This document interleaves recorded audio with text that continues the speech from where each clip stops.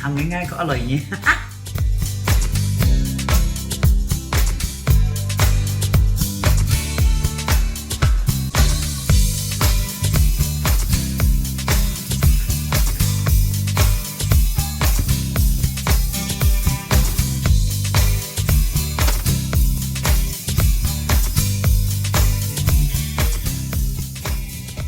อร่อยจริงๆเลยอ่ะ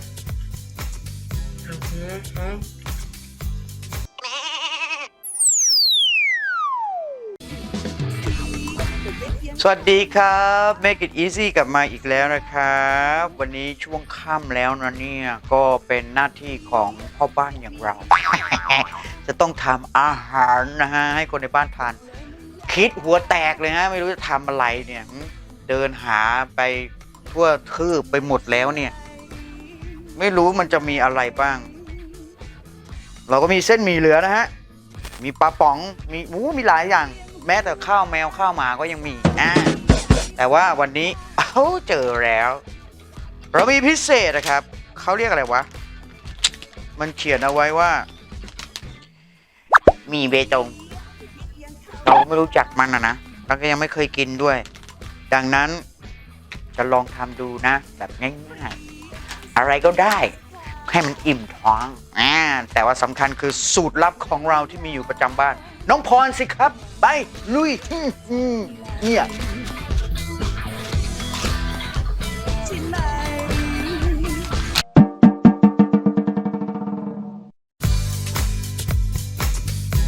เริ่มต้นเราก็ต้องเอา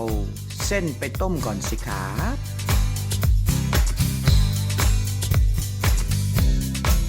ที่เรามีก็คือกระเทียมนะครับน้ำมันนะครับผักกาดขาว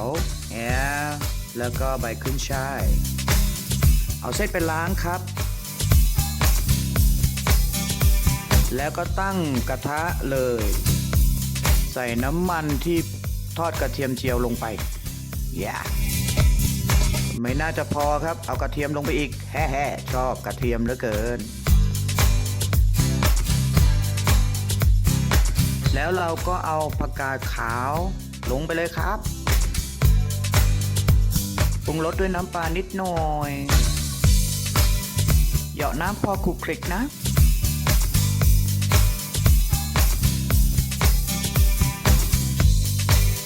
ใส่น้ำจิ้มแจ่วลงไปประมาณ1 ช้อนโต๊ะหรือ2 ช้อนโต๊ะใส่โขลก3 เกลือตามไปเลย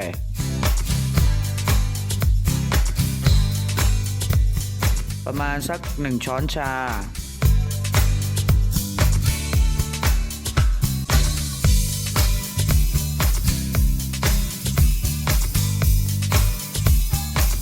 ถ้ามันแห้งไปเราก็หยอดน้ำลงไปอีกนิดนึงครับโรยน้ำตาลเยอะหน่อยนะครับประมาณ1 ช้อนโต๊ะ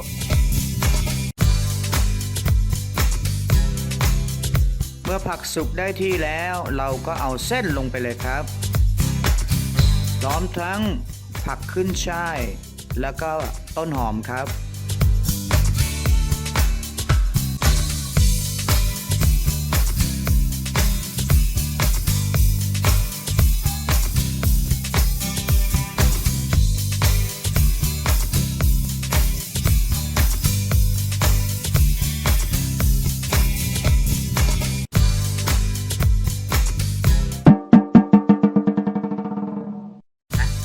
กินได้ยังครับกินเลยครับ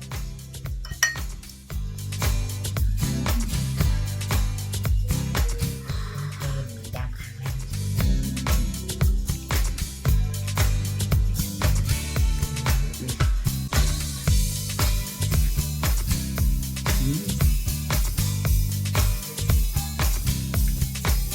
อร่อยเว้ยทำง่ายๆก็อร่อยอย่างนี้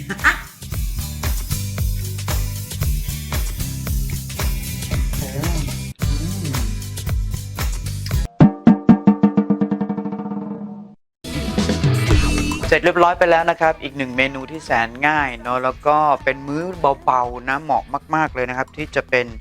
ช่วงเวลาตอนเย็นๆแล้วก็สบายท้องครับแล้วก็อุดมไปด้วยผักนะ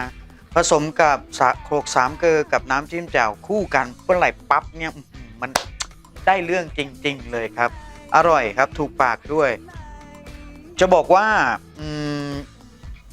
คุณหาซื้อได้ง่ายๆนะมีลิงก์อยู่ข้างใต้นะเพราะว่าของแบบนี้เก็บเอาไว้นะครับอยู่ในครัวเนี่ยครับวางไว้ในชั้นที่เป็นเรื่องเครื่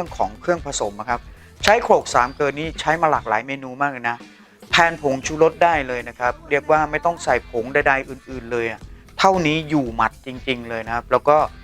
สะอาดปลอดภัยมาตรฐานส่งออกนะครับอันนี้เชียร์จริงๆเพราะว่ามันคือเรื่องจริงนะแล้วก็จะบอกว่าขอบคุณทุกท่านมากที่เข้ามาแวะเวียนชมกดไลค์กดติดตามกันไว้แล้วก็บางท่านแชร์ไปด้วยขอบคุณมากๆเลยการคอมเมนต์ไว้เป็นการทำให้คลิปมีคุณค่าหรือว่าเปิดการมองเห็นมากขึ้นนะครับใครที่คอมเมนต์ไว้ขอบคุณมากจริงๆครับแล้วก็เมื่อคุณไม่รู้ว่าจะทำอะไรให้กดเข้ามาดูเผื่อจะได้ไอเดียที่ง่ายแสนง่ายแล้วทำสะดวกสบายอย่างนี้นะครับในครัวแบบทันสมัยแบบนี้นะครับวันนี้ขอบคุณมากพระเจ้าอวยพรทุกท่านครับสวัสดีครับบอกเลยไม่อยากจำเลยใช่ไหม